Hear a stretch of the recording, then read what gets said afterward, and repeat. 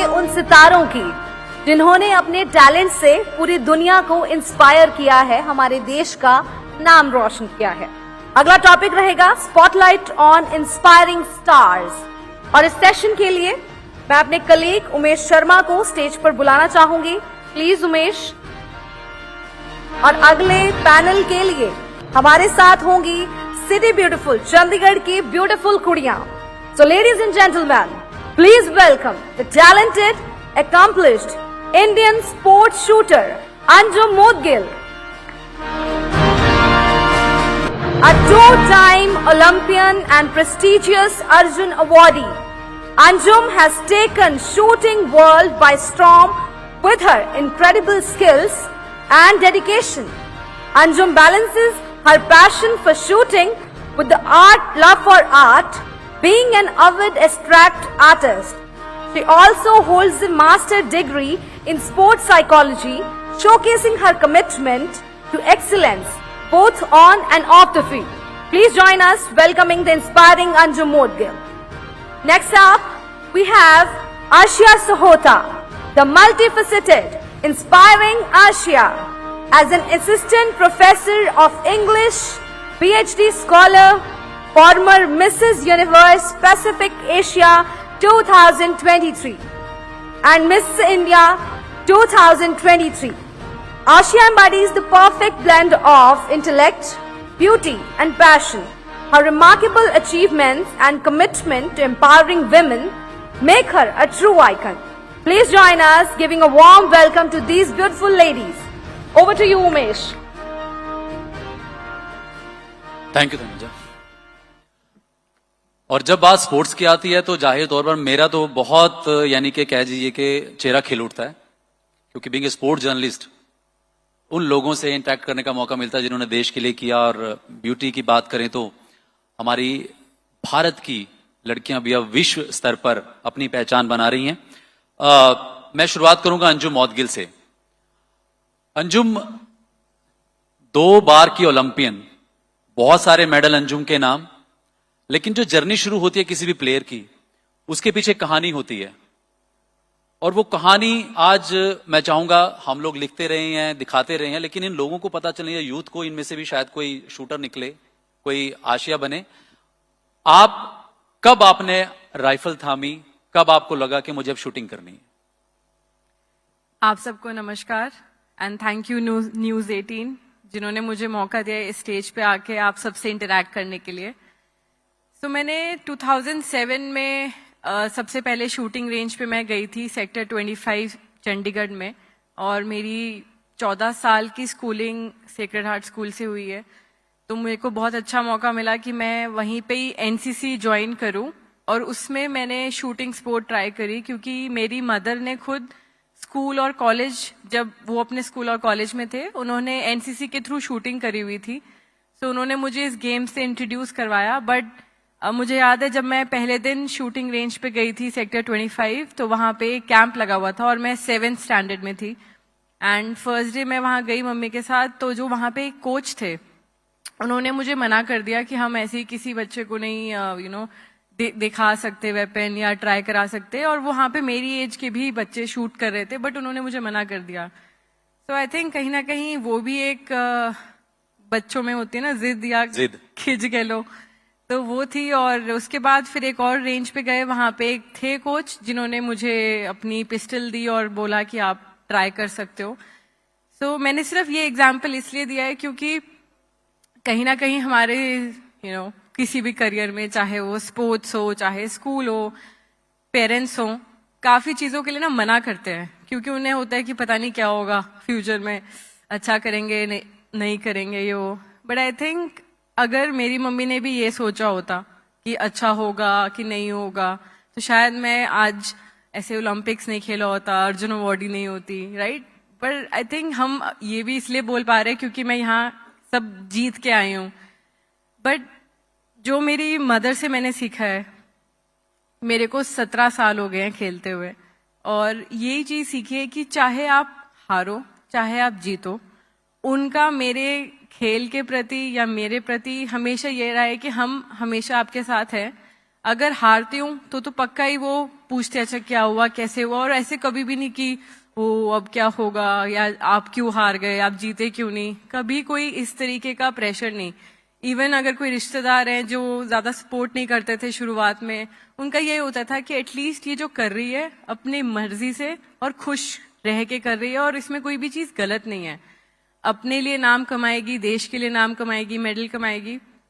तो अगर आप कोई भी चीज ऐसी करते हो जिसमें आपका देश का नाम रोशन हो रहा है, आपके पेरेंट्स के मुंह पे स्माइल आ रही है, आई थिंक आप करते रहो, नो मैटर आपको उसमें मेडल मिल रहा है कि नहीं। तो आई थिंक बस इसी उस पे मैंने इतने साल शूटिंग करी है। एंड 2008 में मैंने फर्स्ट टाइम राइफल पकड़ी थी, 2007 में पिस्टल करके छोड़ दी थी, क्योंकि उस टाइम पे फंड्स नहीं थे अपने लिए वेपन्स खरीदने के लिए। तो फिर मैंने 2008 से अपनी जर्नी शुरू करी एंड 2011 से मैं शूटिंग टीम में हूँ इंडियन की। फाइनली वो डिसीजन सही निकला, और वो कोच साहब अभी भी हैं जिन्होंने मना किया था? बिल्कुल, अभी वो हमारे साथ कई बार ट्रैवल करते हैं एंड चंडीगढ़ के ही हैं। अच्छा, एक मैं और ऐड कर दूं कि अंजुम औदगिल वर्ल्ड नंबर रैंक 1 रह चुकी हैं, वर्ल्ड नंबर 1, और मुझे लगता है तालियां आपकी बजती रहनी चाहिए। चंडीगढ़ के एक शहर से शुरू किया और वर्ल्ड नंबर 1 पे जाना बहुत बड़ा अचीवमेंट होता है, खासकर ऐसे स्पोर्ट्स में जहां पर कभी विदेशी दबदबा था। अंजुम, एक चीज और मैं पूछना चाहूंगा, आपने कहा कि आपकी मदर क्योंकि टीचर थे, एनसीसी आपने शुरू की, फिर राइफल पकड़ी।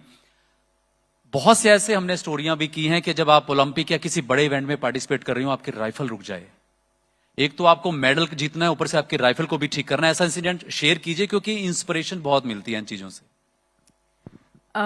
थोड़ी सी लंबी हो जाती है कहानी, Short बट कॉमनवेल्थ गेम्स की बात है। 2018 में मेरे 2 इवेंट थे, तो नहीं 2018 ब्रिस्बेन ऑस्ट्रेलिया में। तो मेरे 2 इवेंट थे और सब तैयारी बहुत अच्छे से थी।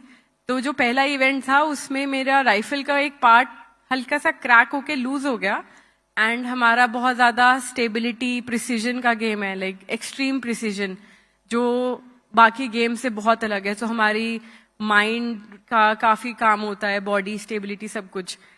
तो मैंने सब कुछ राइफल चेक कर ली, बट समझ नहीं आया क्या हुआ, और मैं सेकंड लास्ट आई। एंड बहुत ही मतलब कह लो कि सबसे दुख भरा दिन था वो मेरी ऐसे, क्योंकि आप इतने अच्छे से प्रिपेयर्ड हो, कॉमनवेल्थ गेम्स है, पूरा घर पे बैठ के सब फैमिली देख रही है, बट उस दिन मेरा अच्छा नहीं हुआ। एंड बाद में पता चला कि कुछ टूट गया था।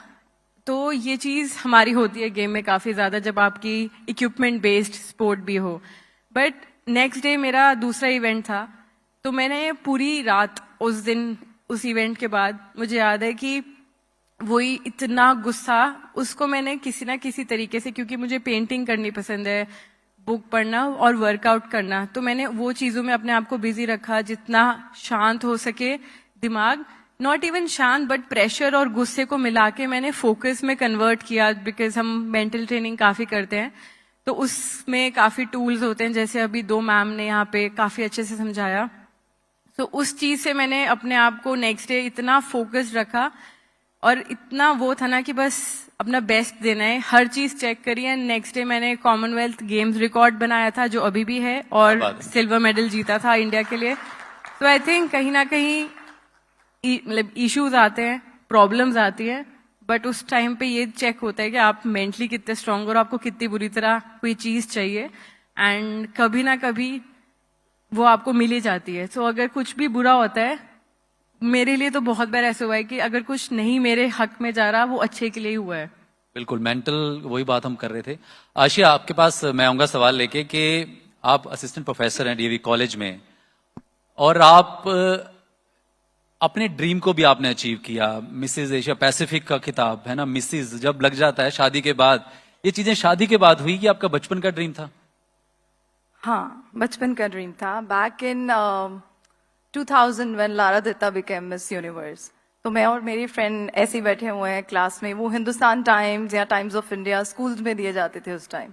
सो we were just reading the newspaper and on the first page there was this picture. तो मैंने उससे बोला, यार पता कुछ भी नहीं है कि बनते कैसे हैं या होना क्या है, पेरेंट्स अलाउ करेंगे या नहीं, कुछ नहीं, बस मैंने उसे ऐसे ही बोल दिया, एक दिन ना मैं भी बनूंगी।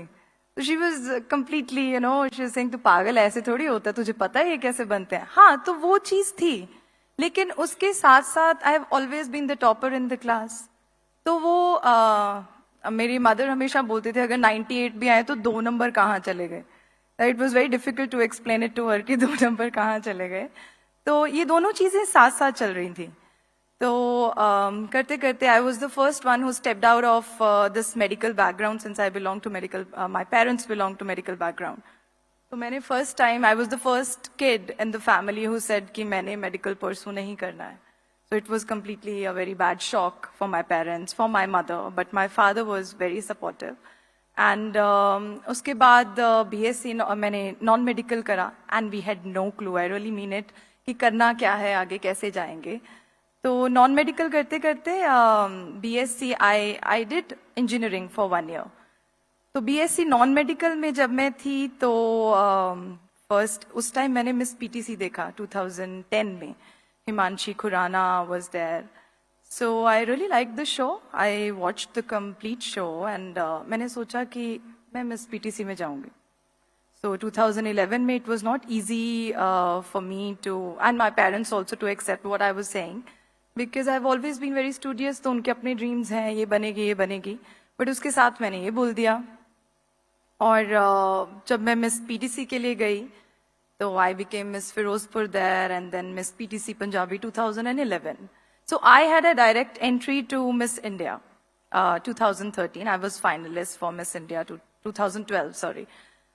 तो क्या होता है कि उसी टाइम मेरा प्रोसीजर स्टार्ट हुआ. I was doing my BSc non-medical in DAV 10.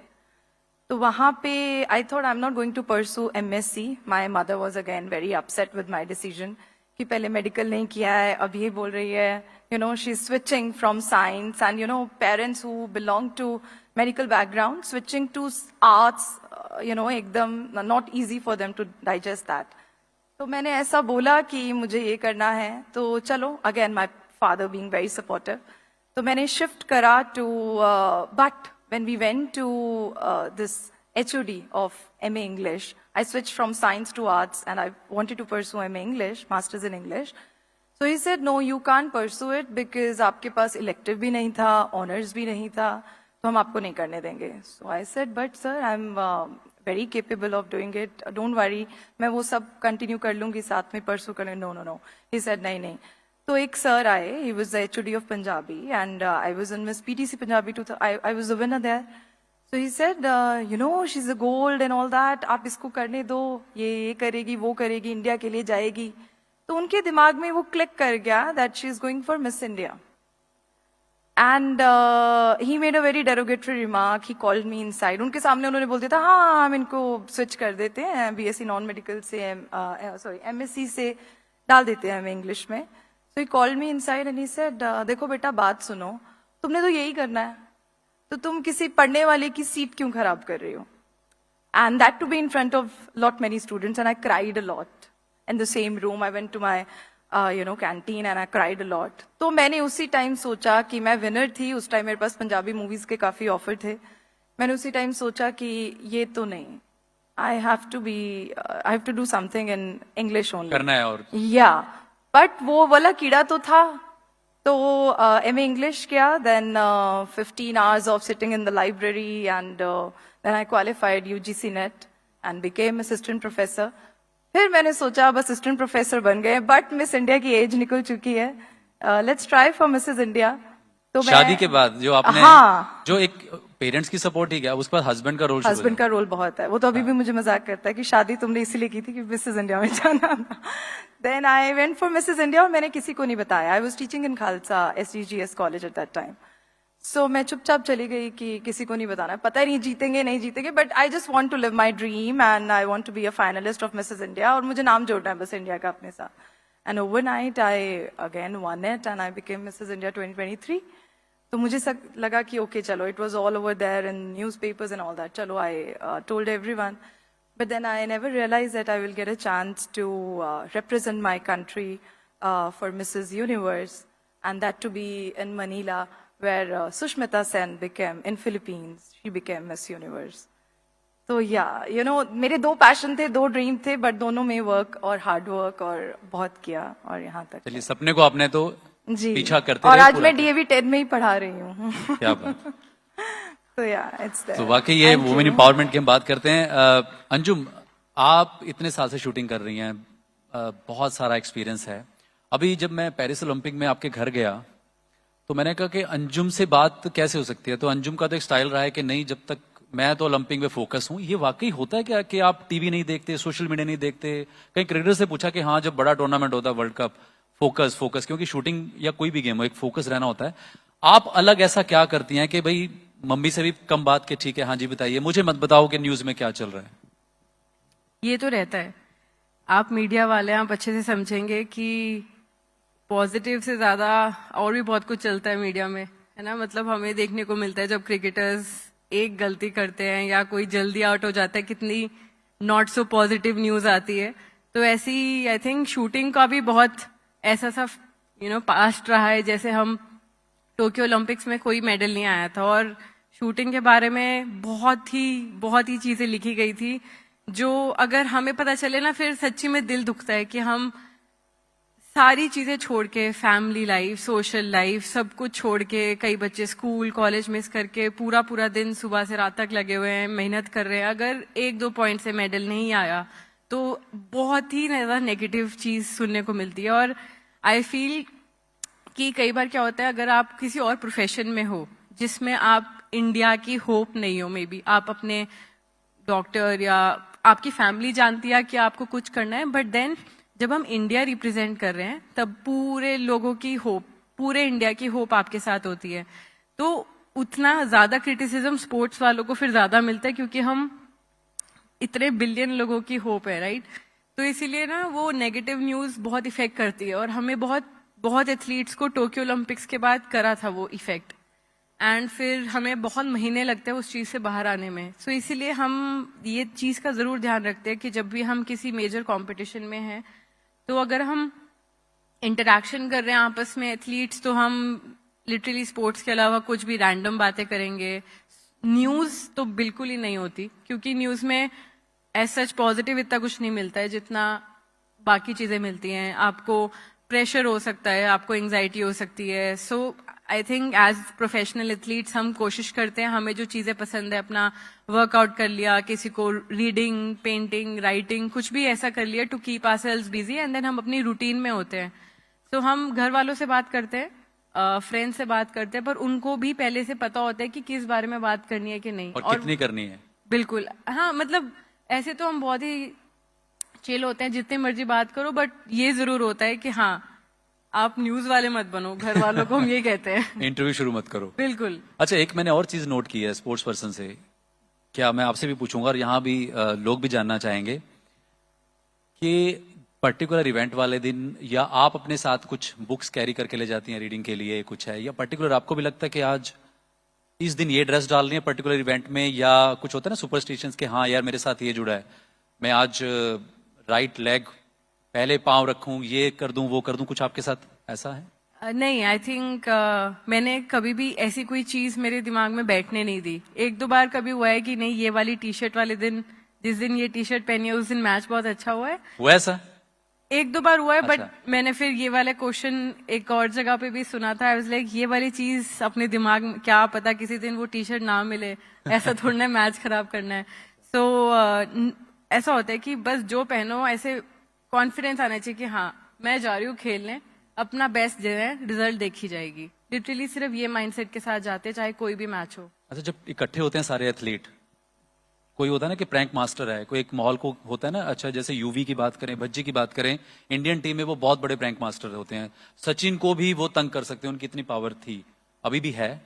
आपकी टीम एथलीट जब होती है इकट्ठे, कोई या सभी शांत हैं, पूरा फोकस है, कोई बात नहीं, ठीक है आराम से, कोई है उनमें से ऐसा कि नहीं यार माहौल को थोड़ा चेंज करते हैं? आई थिंक हम सारे ही, हम दिखते बहुत ऐसे एकदम फोकस्ड हैं कई बार, या ऐसे स्ट्रेट फॉरवर्ड से होते हैं, एंड बाहर हम एकदम रैंडम नए लोगों से बहुत कम, लाइक थोड़ा टाइम लगता है हमें खुलने में, बट अदरवाइज आई थिंक हम एकदम नॉर्मल एथलीट, लाइक इंसान है, बच्चे ही हैं, चाहे जितने मर्जी बड़े हो जाए, हैं तो बच्चे ही। शरारते तो अभी भी करते हैं, चाहे सीनियर, अभी हम ऑलमोस्ट, मैं एटलीस्ट सीनियर्स में आती हूँ अपने गेम की, अपनी टीम में, बट जितना हम मजा करते हैं, शरारते करते हैं और जूनियर्स को सिखाते हैं कि किस तरीके से डांट से बचना है, आई थिंक ये हमारा सीनियर्स का काम है। सो आई थिंक हम फन हमेशा रहना चाहिए, नो मैटर आप किस लेवल पे पहुंच जाओ और कहाँ बैठे हो, चाहे आप टीचर हो या स्टूडेंट हो, सो आई थिंक ये हमारा एज एथलीट्स यही चीजें हमें बहुत फ्रेश रखती हैं थ्रू आउट आवर करियर्स। बिल्कुल। आशिया, जब आप अपने स्टूडेंट्स को पढ़ाती हैं तो कई भी किसी स्टूडेंट ने ऐसे मोबाइल निकाल के, हाँ मैम आप तो मुझे यहाँ टीवी में दिखाई दे रहे थे, या सेल्फी खिंचाते होंगे आपके साथ? कभी ऐसा भी रहा कि पीरियड में सेल्फी ज्यादा हो गई और स्टडी हुई नहीं? नहीं, सेल्फी तो नहीं, बट हाँ ऐसा होता है। अभी अभी रिसेंटली हुआ है, द यूथ फेस्टिवल होके हटा है, तो एक स्टूडेंट मुझे आके कहता, तो हमें, मैं कोशिश करती हूँ कि जल्दी जो BA1 या MA1 वाले इन्हें पता भी ना चले, ठीक है, 3rd ईयर तक 2nd ईयर तक लग जाता है पता उन्हें। तो एक बच्चा मुझे आके कहता, मैम वो ना मुझे कल ना I am focusing on ramp walk and all that, so मैं पार्टिसिपेट कर रहा हूँ, तो आप मुझे थोड़े से टिप्स दे दो। तो मैंने कहा, you can ask me about literature, Shakespeare और something regarding the poetry, why are you asking me ramp? Ma'am मैंने आपका इंस्टाग्राम देखा है। So this is how this happens a lot. पता है उन्हें, सबको पता है। हाँ, बट कितना स्ट्रगल अब आपको लगता है कि सिर्फ ये बड़े शहरों के नहीं गर्ल्स या आ रही हैं, मतलब चंडीगढ़ तो चलो एक शहर हम कह सकते हैं, आपको लगता है कि अब तो कस्बों से भी और काफी ग्रूमिंग सेशन चल रहे हैं, इंस्टीट्यूट काफी हो गए हैं, तो कितना इजी हो गया अब ये कि आप मिस इंडिया हो या मिसेस यूनिवर्स हो, एशिया पैसिफिक हो, अपने आप को शोकेस कर सकते हैं? कितना इजी है और अभी भी चैलेंजेस इसमें क्या आपको लगता है? दोनों है। इजी भी बहुत हो गया है, बट चैलेंजेस उसके साथ उतने ही बढ़ भी रहे हैं। ऐसा नहीं है कि चैलेंजेस कम हो रहे हैं और उनको अपॉर्चुनिटीज ज्यादा मिल रही हैं, बट हाँ अपॉर्चुनिटीज बहुत मिल रही हैं, but at the same time वो चीजें अभी भी जा नहीं रही हैं जहाँ पे अभी भी लड़कियों को थोड़ा सा पीछे कर दिया जाता है। Maybe I was just thinking about it, I had face this थोड़ा सा कि जैसे assistant professor and beauty queen कैसे बन गए, क्यों बन गए, what was the reason behind it, या फिर इतना एनकरेज अभी भी शायद नहीं करते हैं। यहाँ कई लोग बोलते हैं ओ शायद ये आर्टिस्ट लोग ही हैं, ऐसा नहीं है। ब्यूटी पेजेंट के लिए भी, या फिर आप जब कंट्री को रिप्रेजेंट करने जाते हो, it's the same, you face the same challenges. अब जब मैं मिसेस यूनिवर्स के लिए गई थी 2023 में, so I was competing with 99 countries, तो 99 कंट्रीज है वहां पे आशिया को कोई नहीं जानता। I was representing my country, I was Mrs. India, I was called by my country's name over there. तो struggles बहुत हैं, but I think हर चीज के लिए पेरेंट्स को, लड़कियों को सच में अपॉर्चुनिटीज उनकी समझनी चाहिए, प्रमोट करना चाहिए, बहुत इंपॉर्टेंट है। आप मानते हैं कि आप यहाँ तक पहुंची हैं, पेरेंट्स की सपोर्ट है, फिर जब शादी हो जाती है फिर लॉज और अब हस्बैंड की, यानी कि कहीं ना कहीं एक फैमिली सपोर्ट तो बहुत एक जरूरी हो गया है, उसके बिना ये ड्रीम अचीव नहीं हो सकते। पर ये सभी के साथ ऐसा है? नहीं, सभी के साथ ऐसा नहीं है। मैंने लाइफ को बहुत ही डिफरेंट तरह से देख लिया है। अब हमारे पास जो स्टूडेंट्स हैं वो BA MA के हैं, तो MA की बहुत सारी लड़कियां हैं जो आके हमें कई बार कहती हैं, मैम अब मैंने एग्जाम्स नहीं देने हैं। तो हम बोलते हैं क्यों नहीं देने हैं, खत्म होने वाला है session. No ma'am, I am getting married. So I said okay, it's okay if you are getting married. No ma'am, the in laws और द फैमिली डजंट अलाउ। ऐसा भी है और हमें बहुत बुरा लगता है। कई बार हम बोलते हैं, मैं बात करती हूँ, ऐसी लड़कियां भी मिली हुई हैं जो विलेजेस से बिलोंग करते हैं, और वो बोलते हैं कि मैम हम कंटिन्यू नहीं कर सकते हैं। The reason behind this is financial crisis, because our parents are more towards लड़कों की पढ़ाई के लिए वो देना चाह रहे हैं, और हमारी खत्म करी जाएगी यहाँ पे। तो हम बोलते हैं, हम बात करते हैं, कॉलेज में बहुत सारे फंड्स हैं, we can help you out, but helping out का मतलब ये नहीं है। आप लुक एट द माइंडसेट, अभी भी वही है कई जगहों पे। बिल्कुल, ये कहीं ना कहीं इस दौर से आगे बढ़ना होगा। अंजुम, आप पंजाब पुलिस में ऑफिसर भी हैं, आर्ट वर्क बहुत अच्छा करती हैं, मैंने सुना है, आपके घर से पता चला, कुछ चीजें भी मैंने देखी थी। मुझे लगा पेरिस ओलंपिक में भी आपने कुछ वहां पे जो एफिल टावर कुछ बना के दिया अपने साथियों को, ये शौक कब से है और कोई ऐसी खास चीज आपको लगी जो आपने बनाई हो और आपके दिल के बहुत करीब हो? तो मैंने पेंटिंग शुरू करी थी क्योंकि मुझे, जैसे हम ट्रेनिंग करके सुबह से दोपहर तक वापस आ रहे हैं, फिर वर्कआउट करके आ रहे हैं, और सोने से पहले जैसे हमारे पास टाइम है, और जब हम जूनियर्स से तब हमारे पास फोन नहीं होते थे और टीवी देखने का शौक नहीं था। छोटे एक चीज रोकूंगा, आपने फोन कब यूज करना शुरू किया? वही 11th में मिला था पहली बार, वो भी कीपैड 11th में कीपैड वाला। हाँ जी। और यहाँ पे मुझे लगता है स्टूडेंट मोस्टली होंगे जिनके आई थिंक पास वो आजकल की जरूरतों के अकॉर्डिंग है। बिल्कुल। अच्छा, 11th में शुरू किया आपने? हाँ, सेम इतना भी सेम कोई मुझे भी बिल्कुल। बुरी बात 11th नहीं है। तो पेंटिंग का शौक है और फिर आपने आर्ट वर्क भी किया, कोई ऐसी चीज जो आपके दिल के बहुत करीब हो, जो आपने बनाया हो? आई थिंक हर एथलीट के साथ मेरा एक कनेक्ट है। सो मेरा होता है कि हम जिस भी कंपटीशन में जा रहे हैं उसका कोई ना कोई सोवेनियर मैं गिफ्ट कर सकूं अपने फ्रेटर्निटी के लोगों को। और मेरे को वो सॉर्ट ऑफ एक मेडिटेशन की तरह होता है जिसमें मैं अपना सारा जो अपना रिलैक्स कर सकती हूँ पेंटिंग करके, एंड देन जब रिजल्ट्स आते हैं तो फिर मैं उसको देख के काफ़ी अच्छा लगता है। एंड ऑल्सो जैसे कोविड में मैंने अपने सारे आर्ट वर्क सेल करके काफ़ी डोनेशंस के लिए फंडिंग इकट्ठी करी थी, बिकॉज कोविड में? हाँ जी, काफ़ी लोगों को ज़रूरत थी उस टाइम पे जो ट्रैवल नहीं कर पा रहे थे, जॉब्स नहीं है। तो मुझे होता है कि हाँ, अभी हमारे पास एक आवाज है एज एथलीट्स, एज इंडियन, एक लोग कई आइडल्स मानते हैं। सो इस चीज को मैं कितना पॉजिटिवली यूज कर सकती हूँ। और मेरा यही होता है कि अगर आपके पास टाइम है, आप जितनी नई चीजें सीख सको। सो पेंटिंग एक वो तरीका है मेरा कि अपने आप को शूटिंग से स्विच ऑफ करना, एंड देन और भी बहुत सारी चीजें हैं जो बिल्कुल। हमारे बीच बैंस साहब पहुंच चुके हैं, एजुकेशन मिनिस्टर पंजाब, और वो आपसे रूबरू होंगे कुछ देर में। एक और सवाल मेरे जहन में आता है कि हर एक की लाइफ में, चाहे स्पोर्ट्स पर्सन हो, कोई भी हो, अप एंड डाउन आते आते हैं। आपके करियर में भी कई दौर आए जब आपने डाउनफॉल देखा, और उस टाइम पे जो एडवाइजेस होती हैं, सलाहें होती हैं, चाहे मीडिया से हो, परिवार से हो, दोस्तों से हो, कोचेस से हो, काफी आती हैं। और मुझे याद है कि जब वो डाउनफॉल आया आपकी लाइफ में, आप वापस आई, आपने क्वालिफाई किया ओलंपिक के लिए, मेडल्स भी जीते, लेकिन वो दौर आप इंसान को ही पता होता है कि कितना बुरा होता है, कितना झेलना होता है। कैसे आप बाहर आई? क्योंकि ये जो स्टूडेंट्स बैठे हैं, हम बात करते हैं कि 99% मार्क्स आ जाएं, और अब तो मार्क्स आने ही आने हैं। फेलियर भी देखना जरूरी है, मुझे लगता है स्ट्रेंथन, मुझे लगता है गिरने के बाद जब इंसान उठता है तो वो भी लाइफ में इंपॉर्टेंट होता है। शेयर जरूर कीजिए कि जब आपका डाउनफॉल आया, क्या किया आपने, वापस कम बैक कैसे किया? सो आई थिंक ये काफी अच्छा क्वेश्चन है, क्योंकि एज एन एथलीट हम शुरू से ही लोज ज्यादा देखते हैं हाइज से कंपेयर करें तो। एंड आई थिंक जितना भी हमें फेलियर होता है उसकी वजह से हमें इतनी रिस्पेक्ट है अपनी जीतने की, क्योंकि हम बिल्कुल भी उसको ऐसे नहीं लेते फॉर ग्रांटेड। मतलब अहमियत पता है हमें जीतने की, क्योंकि जब डाउनफॉल होता है उस टाइम पे, जब मेरे पिछले साल मैं इंडियन टीम में नहीं थी और इस साल मैंने ओलंपिक्स खेला है। सो वो वाली जो स्टोरी है वो मेरे को अपने बारे में ही काफी वो लगती है, क्योंकि उस टाइम पे ऐसा था कि मुझे सिलेक्शन करवाने के लिए ओलंपिक में कुछ कॉम्पिटिशन्स खेलने ज़रूरी थे। एंड उस टाइम पे मेरा अच्छा नहीं चल रहा था, क्योंकि मैंने अपने ऊपर इतना प्रेशर डाल रखा था खुद ही सोच सोच के कि मुझे पेरिस ओलंपिक्स जाना है, पेरिस ओलंपिक्स जाना है। एंड वो प्रेशर की वजह से जहाँ पे ज़रूरत है वहाँ पे मैं परफॉर्म नहीं कर पा रही हूँ। और कोई कितना ट्रेनिंग कर रहा है उसको देख के कभी अपने अकॉर्डिंग ज्यादा ट्रेनिंग कर ली, कम ट्रेनिंग कर ली, कुछ मतलब ऐसे ना कि बस दूसरों को देख के, और जब प्रेशर सिचुएशन होता है, अरे नहीं वो ये कर रहा है, वो कर रहा है। तो ऐसा सा माहौल हो गया था पिछले साल।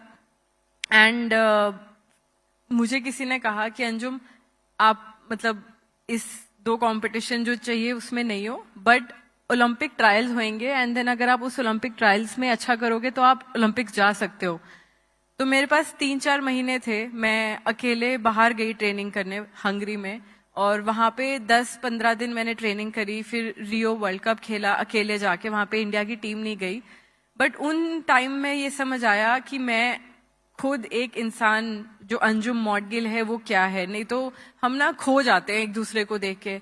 जैसे एक यहाँ पे मैम थे जिन्होंने यहाँ पे अभी बोला, हमारी जो इमेज है वो क्या है, लाइक मेरी खासियत क्या है, मेरी स्ट्रेंथ क्या है, उसके ऊपर काम करना। खुद वीकनेस ढूंढो, उसका सोल्यूशन ढूंढो।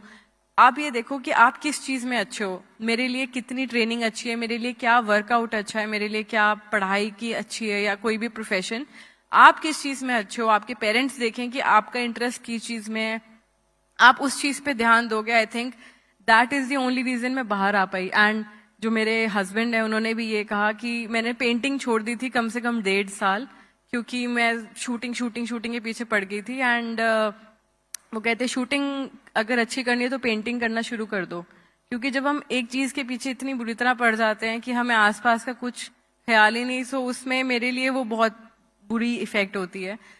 मेरे लिए सबसे सही था बैलेंस। तो उसमें मैंने 1-2 हफ्ते जाके पैराग्लाइडिंग का कोर्स किया, 8 सेशंस लगाए, टेनिस खेलना शुरू किया, पेंटिंग करी और उसमें मेरी शूटिंग अच्छी हुई।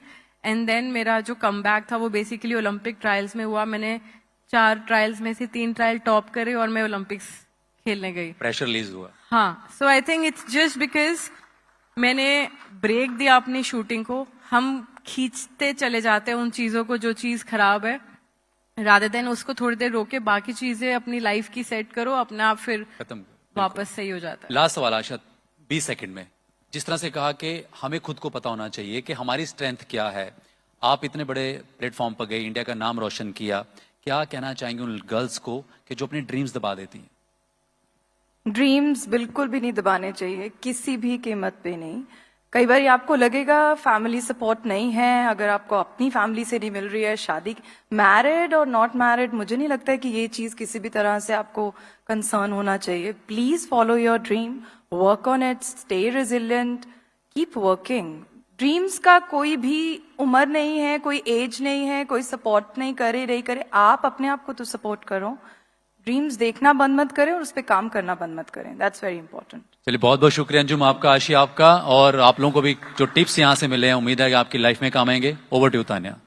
Thank you everyone for this wonderful and energetic session. And a big thank you to Umesh for leading such an inspiring discussion. So now it's time to honor our esteemed panelists. For that, I would like to call upon stage Mr. Jagmeet Jammu, Regional Head, News 18 Punjab, Hindi speaking markets, and Mr. Gaurav Shukla, News Editor, News 18 Punjab, to please join us on the stage. To honor, first up we have Anjum Modgil.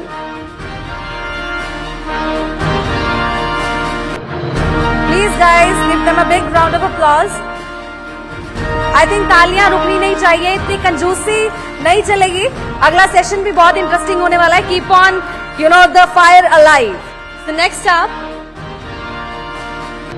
और चंडीगढ़ ਦੀਆਂ ਕੁੜੀਆਂ ਦੇ ਲਈ ਤਾਲੀਆਂ ਤੇ ਜ਼ਰੂਰ ਬਣਦੀਆਂ ਨੇ। I think बहुत ज्यादा ढिल्ली हो गया ऑडियंस। ते next up we have Aashiya Sahota.